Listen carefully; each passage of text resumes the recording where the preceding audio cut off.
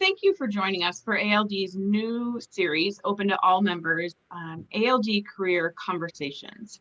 So last year, ALD changed its line to taking you from first year to career. So this series really looks to do that, and it looks to explore the path from where you are now as a first, maybe second year student, all the way into your career and what that looks like. So we're grateful for our successful alumni like Sharyl, who have agreed to share their experiences with us, and we're always thrilled to have ALD students on here as well. So to start with introductions, Eileen and I will be facilitating. So Eileen, would you like to introduce yourself? Sure. Hi, everyone. My name is Eileen Merberg, and I'm Executive Director of Alpha Lambda Delta here in the national office with Trish. And I am Trish Maxwell. I'm the Director of Communication, and I work primarily with our chapters and our members, providing kind of whatever services we can. And our speaker today is Lieutenant Sharyl Pels. She was inducted into ALD in 2009 at Purdue University. She majored in political science and public relations, and she graduated in 2012. She also attended Indiana University's law school and earned her JD in 2015. So she's currently in New Orleans, and she's a judge advocate for the U.S. Coast Guard. So we'd like to get started with a few kind of fun questions just to break the ice a little bit, Sharyl. So if you could only eat one meal for the rest of your life, what would it be? For me, I think I'm going back to my roots, and it's going to be peanut butter and jelly. I had it every day growing up, and I still love it. It's still my favorite comfort food. Sure. Okay. If you won an all expenses paid 7-day vacation, and let's pretend that COVID magically disappeared, where would you go?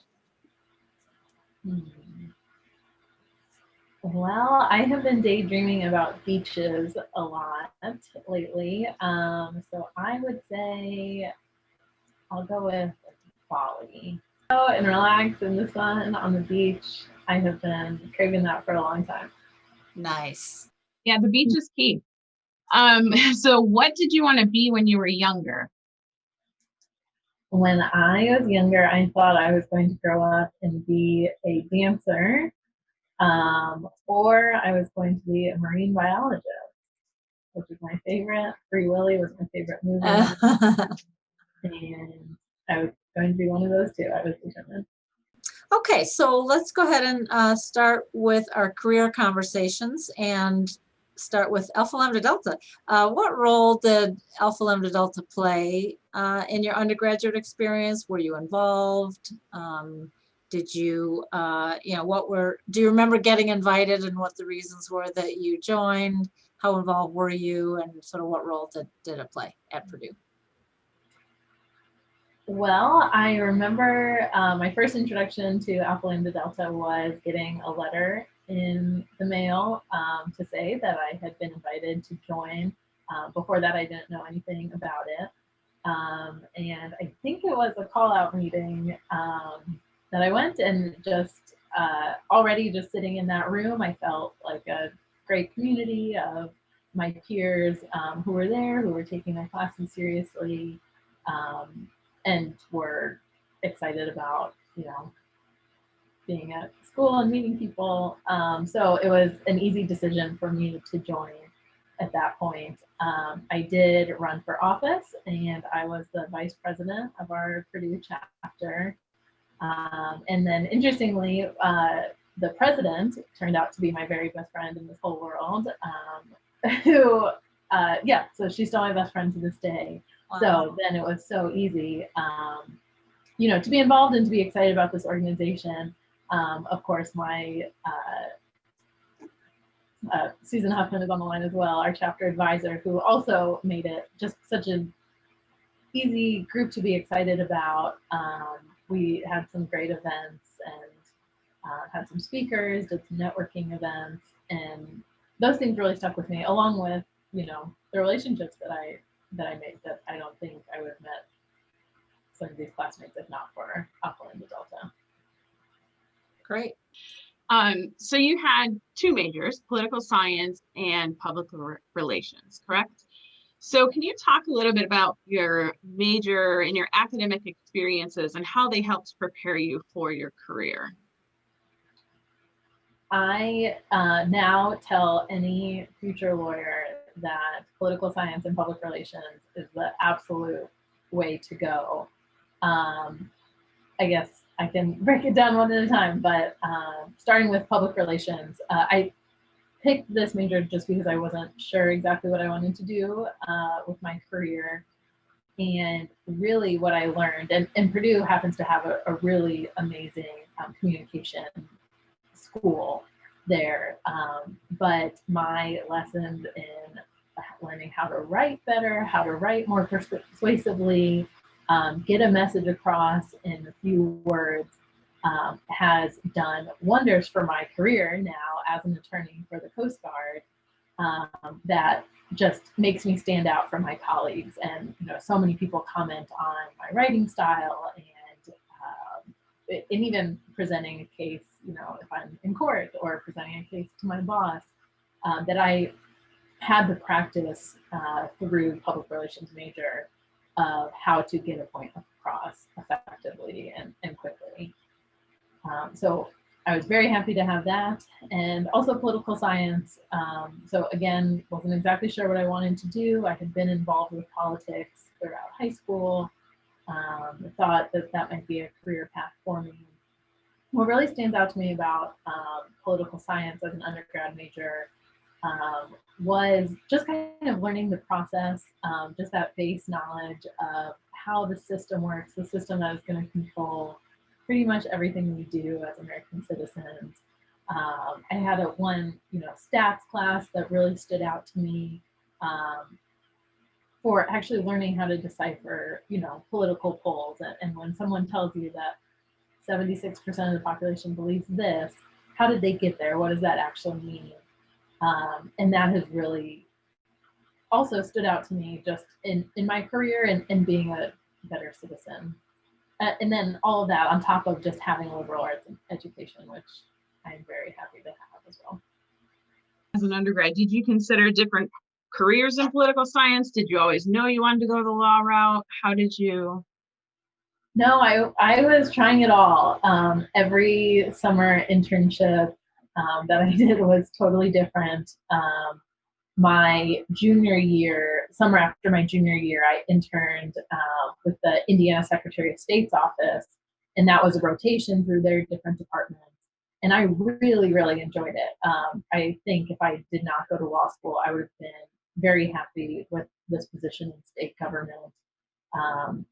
They were getting to do, some types of civil fraud cases. So it was kind of like they're not all attorneys there, but it kind of felt like the same good work that they're doing. So no, I tried everything. So you've touched a little bit on this Alpha Lambda Delta. We have a newish byline called "Taking You from First Year to Career." Nice little ring to it. So can you describe your path from first year to career? In particular, maybe touch on what you feel best prepared you for your career. Did you have internships that you would suggest students who might be interested in careers such as yours or similar in political science? Did you have any research projects you did with faculty?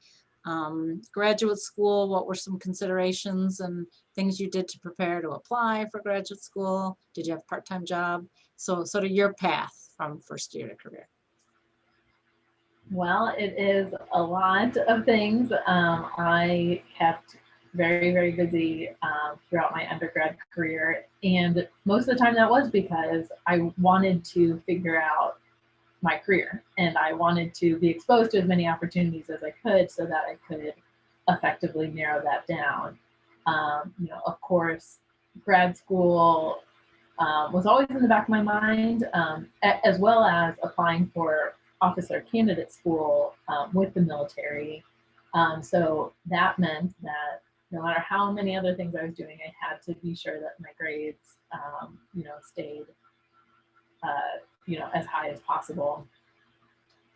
So that was always my first concern. But yes, after that, I had part-time jobs.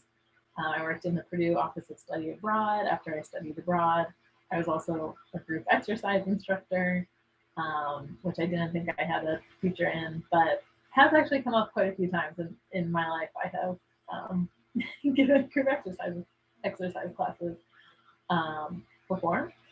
But besides that, I did intern. So I interned at the Indiana Secretary of State. I actually did an AmeriCorps summer internship in Nevada for one summer. And then I interned for the governor of Indiana, who is now Purdue's president, Mitch Daniels, for one summer as well. Again, just trying to, make all the connections that I can and see where I wanted to be. I did also do research for a political science professor. This professor was very interested in my going to law school. He made that known that that's where he thought I should be. And so with that, he handpicked me to assist him with a significant research project that he was doing on comparing federal courts across the country. And, I didn't think too much about it at the time. I thought, this is kind of busy work. This is just something that looks good for the resume. But really having that one-on-one time with this professor who I consider to be a mentor, teaching me about the court system, teaching me exactly what I'm looking for, how to read these court decisions, I really got a lot out of, and I take with me as one of my most beneficial college experiences. Again, even though at the time I thought this is busy work and who cares what I'm doing, it really has stuck with me. And I also got to develop a great relationship with a mentor as well. Oftentimes we have busy work and, we kind of think, do I really have to put that much effort into it? Does it really make a difference? But I guess that's a really good case for, yes, put in the effort because it may mean more to you down the road. That's really a great story. Years also when you take the LSATs for getting ready to apply for law school. So that was another significant time commitment. I did do one of the in-person prep courses for that. So that was a significant, I think it was like 4 hours once a week for an entire semester.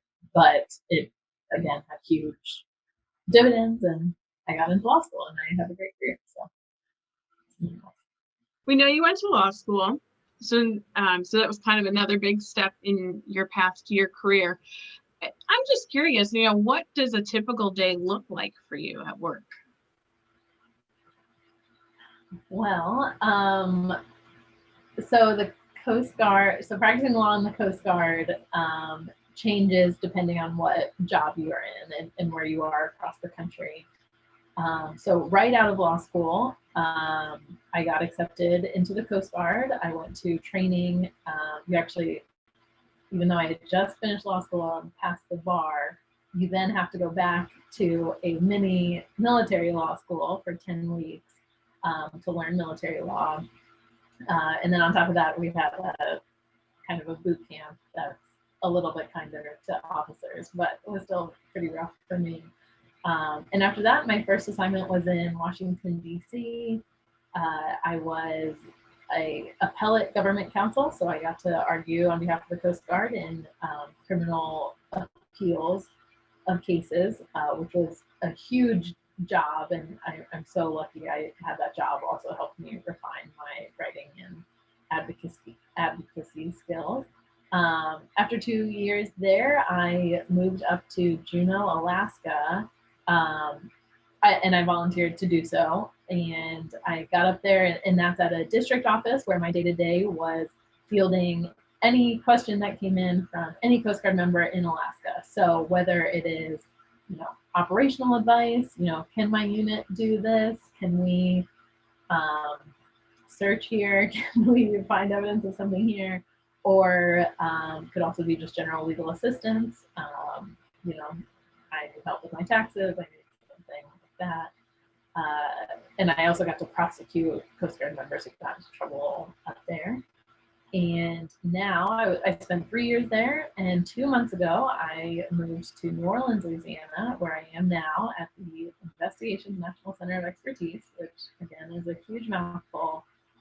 But here I get to advise on all of the Coast Guard's marine casualty investigations. And that is any collision, sinking, loss of life at sea, and not just with Coast Guard vessels. This is any vessel in U.S. waters. I am with a very talented group of investigators here who the Coast Guard considers to be the best of the best, so they can advise all of the field units all across the country where these accidents actually happened on what are the best practices to get to the bottom of this safety issue.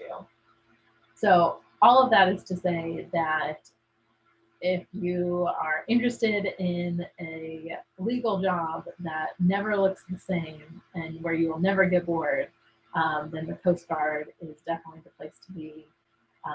I have just gotten to learn so much about so many different areas of law that I'm just so grateful that, you know, I get paid to do it and learn all of this, you know, have all this professional development and get to practice law in really new and exciting ways, and in ways that I feel proud of and am proud to serve my country. Great, thank you. Big weather change, I would think, too, from Alaska to New Orleans. That has been hard to get used to, yeah. One end to the other. So you just sort of ended there with advice for students, which is great, and another good segue. So do you have any other advice? What advice do you have for students who are interested in pursuing a career in your field, or maybe just, you know, to be open to other fields and positions with a political science background, if that's sort of the focus for some of our attendees? But in general, do you have some advice, Tishner? Absolutely. I think from my own experience, I found undergrad to be the perfect time to just get out and try everything. It can be overwhelming at times, and you know, you might need to cut back if you find something that's not really bringing joy to your life. But for me, I found so many opportunities from getting out and meeting people and having networks and hearing about their experiences, and then saying, I might want to try that, and then digging in and going for it. So I would recommend, as much as possible, you know, really making some meaningful relationships with like-minded peers, you know, who are interested in the same things as you, and see what they're doing and see if that's something that you might be interested in. I think anyone in Alpha Lambda Delta already knows this, but your grades do matter, and that is all, you know, usually not a very fun thing to hear.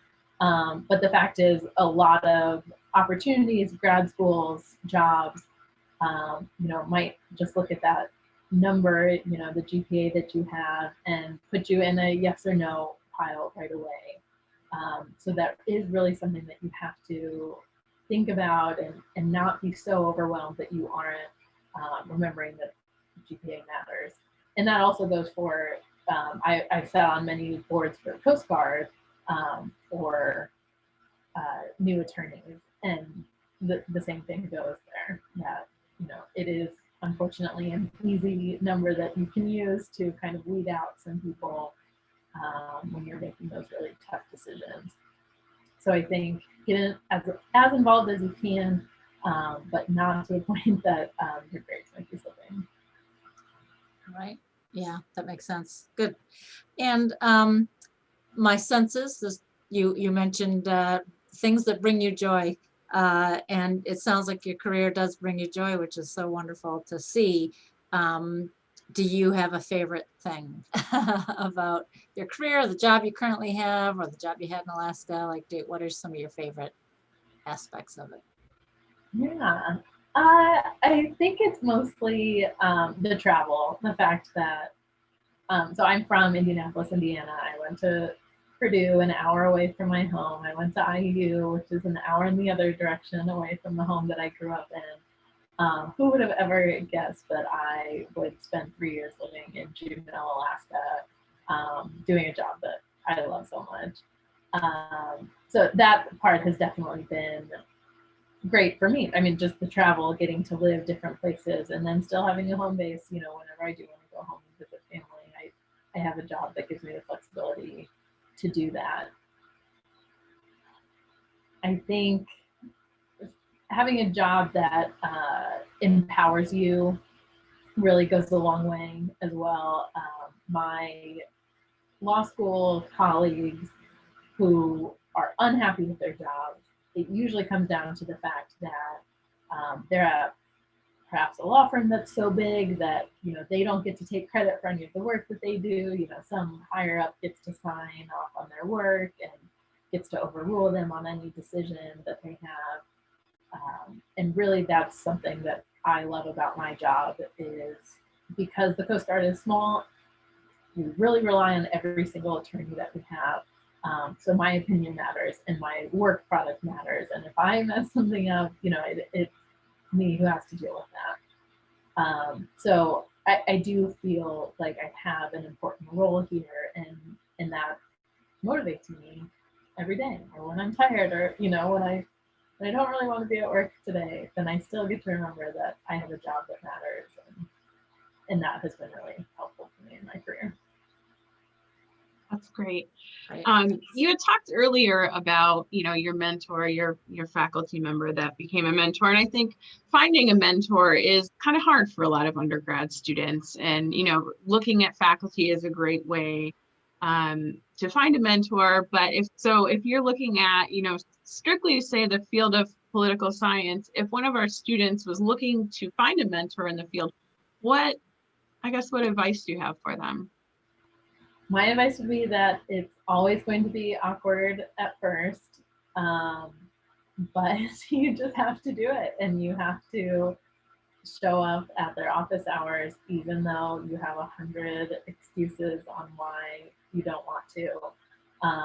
My mentor, who, you know, gave me the research project and then ultimately, you know, wrote me a letter of recommendation to law school that I think was very successful, was one of my scariest professors, and one who I didn't really want to be small talking with in, you know, his office during office hours, but it did pay off. So I think it is always going to be a little awkward at first, but you know that it's something you need. You need to have a relationship with faculty, especially if you are going to be asking for a letter of recommendation at some point. And so, you know, maybe it's one per month. You know, put a schedule down, and all right, it's Monday, I have to go talk to this professor, and you don't really want to, and then it could turn into something great. And that was certainly my experience. Good. Okay, so that concludes our sort of formal questioning. And so we do want to open it up to any questions that our participants might have. You can type it in the chat, or feel free to turn your camera on, or at least your mic, and ask any questions, anything you're curious about. But I guess, what's the state of your field today, given, you know, the economy and politics, and, you know, what does it look like from your perspective? I think federal government isn't going anywhere. Even through the shutdown, there was a government shutdown last year, and we were still working and doing fine. COVID brought me a lot more telework this year, but I'm back in the office, as you can see, and I think it is likely the very most stable industry. Yeah, that's a good question. I mean, especially law school. I don't know if it, you know, I think that might have come up at the law one, that, you know, are there more students going into law school than the field can really hire? But your situation's a little different because it's not really. Right. I have heard that in New Orleans, where New Orleans is saturated with law schools and is actually a relatively small metro area. And then on top of it, Louisiana practices, it has their own set of common law that is vastly different than everywhere else in the country. Oh, interesting. Yeah. So that is a real problem that they are generating, Yeah. producing tons of law school grads, and the job opportunities are not keeping up. Yeah. Because of that as well. Okay. We're still type in chat if you have a question, but Sharyl, is there anything you were thinking you might get asked, or you wish you were asked, or that we didn't cover? Anything that's come up for you as we've chatted? I guess I would just like to plug the idea of thinking about the military after graduation. So coming in as a military officer, so for the Coast Guard, you can come in without a specialty. So you would just be competing to join the Coast Guard as an officer after your undergrad, so with a bachelor's degree. And the same opportunities, wonderful places, you get to visit all over the country, so much free training, so many opportunities available to you, both while you serve on active duty and after getting out. One thing that I'm really benefiting from is the 10-year public service loan forgiveness. When I have huge amounts of student loan debt over my head, I am looking forward to a couple more years and then getting that public service loan forgiveness. Yeah, that's great. The benefits seem pretty incredible. Absolutely. We touched a little bit on this informally early, and I know that one of our attendees today loves New Orleans as a city. So how do you like New Orleans? I love it. I interned down here actually with the Coast Guard while I was applying. And so while I was in law school, I was down here for just the summer months, which is the time that if anyone's not going to love New Orleans, that's when it would be, when it is so incredibly hot and muggy. Even still, I loved it. So this was number one on my list of placements after Juneau. And even with COVID, it's still wonderful. People smile and are so nice on the street. There's still music down the street corners everywhere. It's a really great place to be. Yeah. And the food, of course. Right. Mm-hmm. Good. Okay, so I think that is it for our discussion today, our conversation.